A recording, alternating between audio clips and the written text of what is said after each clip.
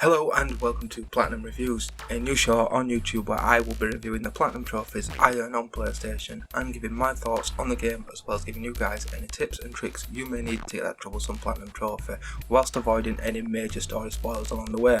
I hope you enjoy the video. Today we'll be looking at Days Gone, initially being released on the 26th of April 2019 for the PS4 and PC. Days Gone is a beautifully crafted, well-paced and emotional story set in Oregon, USA, taking place 2 years after a zombie outbreak. You play as badass biker Deacon St. John, who with his fellow biker and brother-in-arms Boozer are doing everything they can to survive in the zombie apocalypse.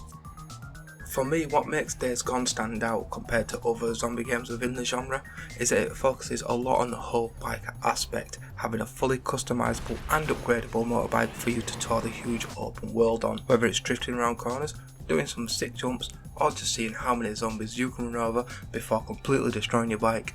I'm sure you'll have a blast cruising around the town of Farewell. When it comes to open world games, the world itself can be rather plain and boring with no life to it at all.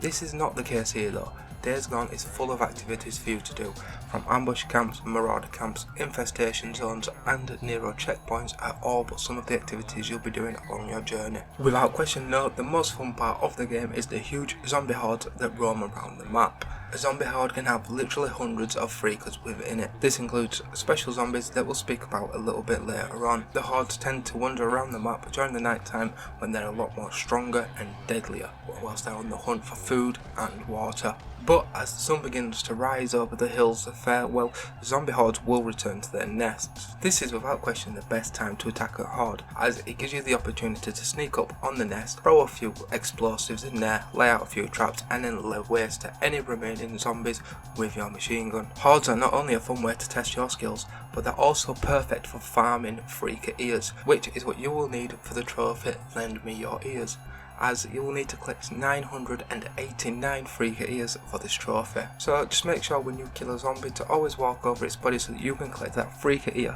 Freaker ears can also be traded into the camps for camp points, which is used for upgrading both your guns and your motorcycle. Now let's talk about those special zombies I mentioned a moment ago.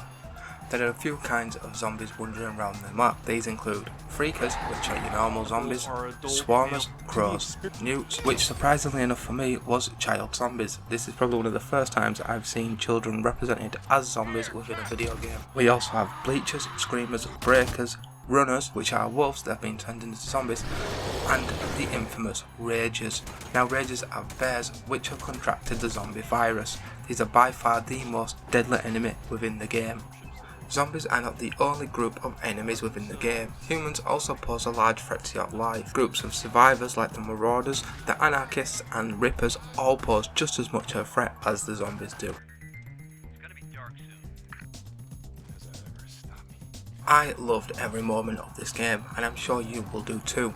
With a great story, a fun, enjoyable open world and a cast of characters you will instantly fall in love with, Days Gone is a game I highly recommend. Therefore, my rating is a whopping 9.5 out of 10. Now let's talk trophies.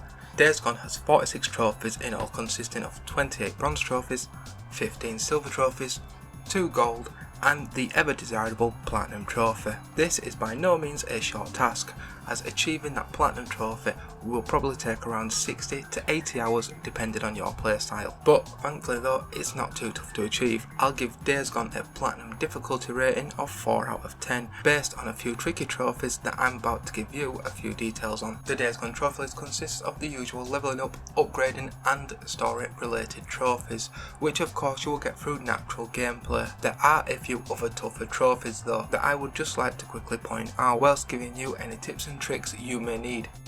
Let's start with, You call that a knife? This is a knife.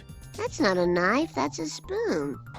for this trophy you will need to kill a breaker, a reacher and a rager with your boot knife. Sounds easy enough, right? Well, wrong. Ragers are one of, if not the toughest enemies within the game, and will quickly shred you apart and send you running off to your mummy if you underestimate them. Best way to do this trophy is to start off by emptying a clip, or maybe 10, from your gun into them before going in for the kill with the knife. But Don't forget though to upgrade your boot knife as much as possible before attempting this trophy, as without the upgrades you might as well be trying to kill a pissed off zombie bear with a stick of candy floss, and we all know that's not going to go down well. The next trophy I want to talk about is possibly one of the most difficult trophies of the game, Burnout Apocalypse, where you must use your nitro and drift at the exact same time continuously for 5 full seconds. This can prove to be real tricky, as the world is full of bumps and obstacles that will stop you in your tracks while attempting this. It must have taken me a good few hours and a good few thousand attempts to get through this one. Best thing to do is find a nice wide open area, perfect drifting in a decently sized circle before adding nitro to the drift, but just keep pushing for that 5 seconds, which will feel like an eternity whilst attempting this, and you will get there eventually. And lastly, there is the Broken Roadshow trophy. Now, normally I wouldn't talk about trophies for collectibles, usually because they're pretty straightforward, and other than telling you the exact location of each collectible, there just isn't that much to talk about. Saying that though, what I want to talk about here is an example of collectible trophies done right. Days Gone only requires you to collect 75% of all collectibles, rather than having to get every single one. This for me is a brilliant idea, so thank you Days Gone for not making us collect every single one and turn the game as tedious as possible. Looking at you there, Assassin's Creed. Well, that's all there is for Days Gone. If you haven't already, I highly suggest you go give it a good playthrough. In the meantime though, thank you so much for watching this video, and be sure to hit that like button if you enjoyed, and I will see you next time. Now go out there and get that platinum.